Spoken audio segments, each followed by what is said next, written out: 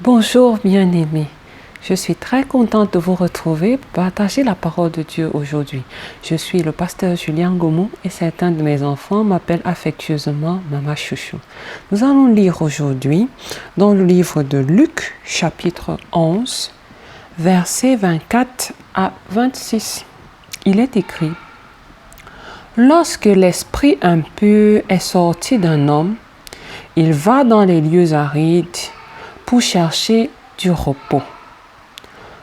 N'en trouvant point, il dit: Je retournerai dans ma maison d'où je suis sorti. Et quand il arrive, il la trouve balayée et ornée. Alors il s'en va et il prend 7 autres esprits plus méchants que lui. Il entre dans la maison, s'y établissent, et la dernière condition de cet homme est pire que la première.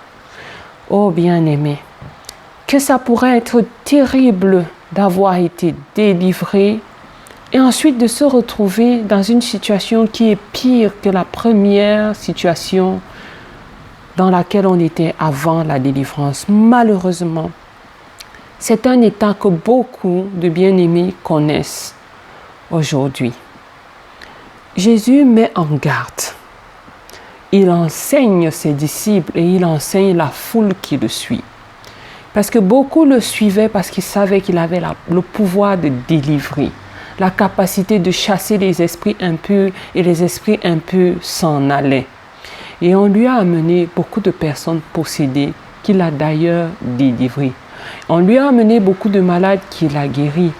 Dans les chapitres précédents et même dans ceux qui suivent, dans tous les livres de l'Évangile, dans tous les évangiles, nous trouvons ces références bibliques où Jésus dit à toutes les personnes guéries, à toutes les personnes délivrées: va et ne pêche plus. Pourquoi Jésus met en relation la délivrance et le péché?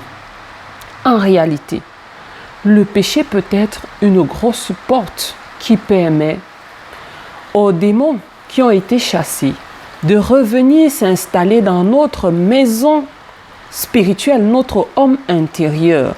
Nous voyons dans ce passage que le démon chassé s'en va errer. Et après avoir erré, il se dit: je vais retourner vers ma maison. Qu'est-ce qu'ils appellent leur maison, ces esprits-là? Ce sont les corps des êtres humains. Ils aiment habiter les corps des êtres humains. Et lorsqu'ils s'en vont errer, cela ne leur fait pas plaisir. Et lorsqu'ils reviennent, ils regardent, ils trouvent que la maison, l'être humain, a été orné, décoré. Qu'est-ce qu'ils font? Il n'y a pas de maître. C'est beau, c'est propre, mais il n'y a pas de maître.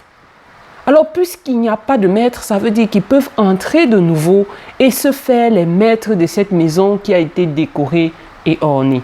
Lorsque le Seigneur nous délivre, notre homme intérieur est nettoyé, balayé, décoré, orné, et nous devenons des personnes belle de l'intérieur. Mais il y a une menace, un danger. Les esprits chassés cherchent toujours à revenir dans leur ancienne maison d'habitation. À nous de conserver notre délivrance. À nous de faire entrer le roi de gloire dans nos cœurs, dans nos maisons spirituelles, dans notre homme intérieur, et de le laisser régner. Parce que là où Jésus-Christ règne, aucun esprit impur ne peut entrer de nouveau. La meilleure manière de garder sa délivrance est de laisser Christ s'installer et régner en nous, de vivre dans une harmonie parfaite avec lui et dans une vie d'obéissance. Alors là, lorsque les démons vont revenir avec d'autres esprits plus forts, ils ne trouveront pas la possibilité de s'installer de nouveau parce que Jésus sera là pour les chasser. Alors bien-aimés, à vous tous qui avez parcouru des lieux pour être délivrés et qui avez obtenu même ces délivrances-là, un conseil aujourd'hui de la parole de Dieu: gardez cette délivrance en laissant Christ régner en vous. Gardez cette délivrance en évitant d'aller pécher de nouveau.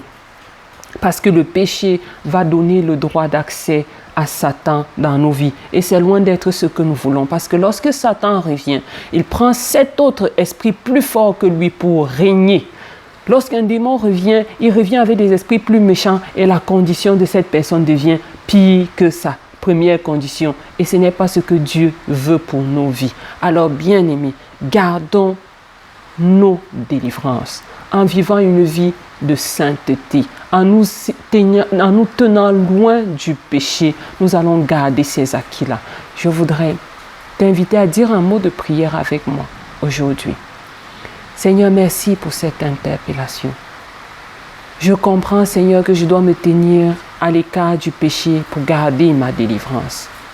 Je m'engage à résister au péché et à la tentation sous toutes ses forces, sous toutes ses formes.